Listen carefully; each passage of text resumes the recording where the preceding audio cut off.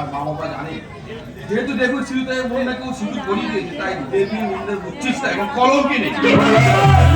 কলঙ্ক মেনে নিয়ে দেবীকে পুত্রবধূ হিসেবে মেনে নেওয়ার জন্য আমার মা বাবা কি যৌতুক চান। কি যৌতুক চান তোমার মা বাবা? নগদ 5 লাখ টাকা, 20 ভরি সোনা আর একটা দামি কার, আর দাম সামগ্রী জিনিসটা ওটা বাবা মার কাছ থেকে পেয়ে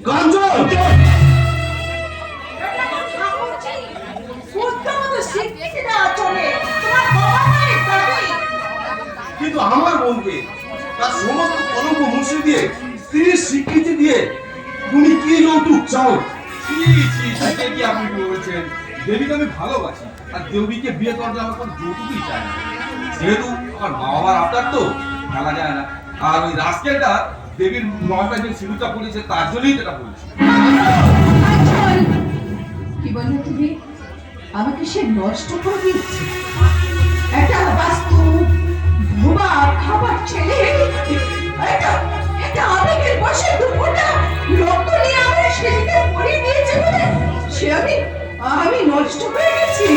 না বাবা বাবা, তাহলে তাই যদি হয় কাঞ্চন, তাহলে তুমি কি করেছো? তুমি আমার ভালোবাসা, আমার বিশ্বাস, আমার মান সম্মান সবকিছু নিয়ে খেলা করছো। তুমি আমাকে নষ্ট করে দাওনি। দেবী, ওইভাবে কাঞ্চনের সঙ্গে তর্ক বিতর্ক করা উচিত হয়নি। এই ব্যাপারে আমি কাঞ্চনের বাবা মায়ের সঙ্গে কথা বলবো। তোরা নিশ্চিন্ত থাক, এ বিয়ে হবে। কিন্তু কাঞ্চনের বাবা মায়ের এই আকাঙ্ক্ষিত যৌতুক তুই কেমন করে মেটাবে দাদা? আরে আমি দেবো কেন? চার পাগলামির জন্য আজ দেবীর জীবন বিপন্ন হতে চলেছে। সেই যৌতুকের সমস্ত খরচের টাকা ওই রাস্কেলটার বাবা পুণ্যবত মাস্টারের কাছ থেকে আদায় করে নেব। দাদা না দাদা না, তা কোনো মতেই সম্ভব নয়। তাছাড়া এতগুলো টাকা ওদের মুখে দেওয়া সম্ভবই নয়। আরে সম্ভব না, তাকে জেল খাটবে, নষ্ট করার মূল্য তাকে দিতেই হবে। এই কথাটাই তো আমি তোমাকে বলতে চাই কাঞ্চন। আর যদি তুমি আমাকে বিয়ে না করো তাহলে আমি আরো একবার কলঙ্কিত হব। আর সেই কলঙ্ককে ঢাকার জন্য যে ছেলেটা বিয়ে করার জন্য এগিয়ে আসবে তাকে আবার যৌতুক দিতে হবে আমাকে। তোমার সেই কলঙ্ক ঢাকার জন্য এত টাকা যৌতুক তুমি কি করে দেবে কাঞ্চন? না হতে না। আর আমি থামবো না।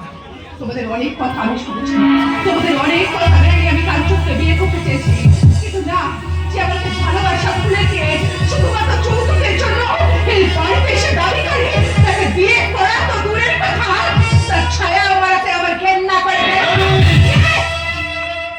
ইয়েস কাঞ্চন, ইয়েস, তুমি আমার ভালোবাসাকে অসম্মান করেছো।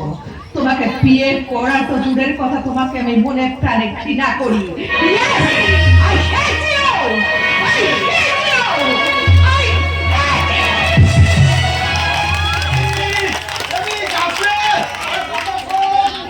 এটাই যদি দেবীর লাস্ট ডিসিশন হয়, আমিও এখানে চ্যালেঞ্জ জানিয়ে যাচ্ছি, দেবীর এই শূন্য সিঁদুরে যে সিঁদুর পড়াতে আসবে তাকে আমি এই পৃথিবী থেকে আউট আউট আউট করে দেব।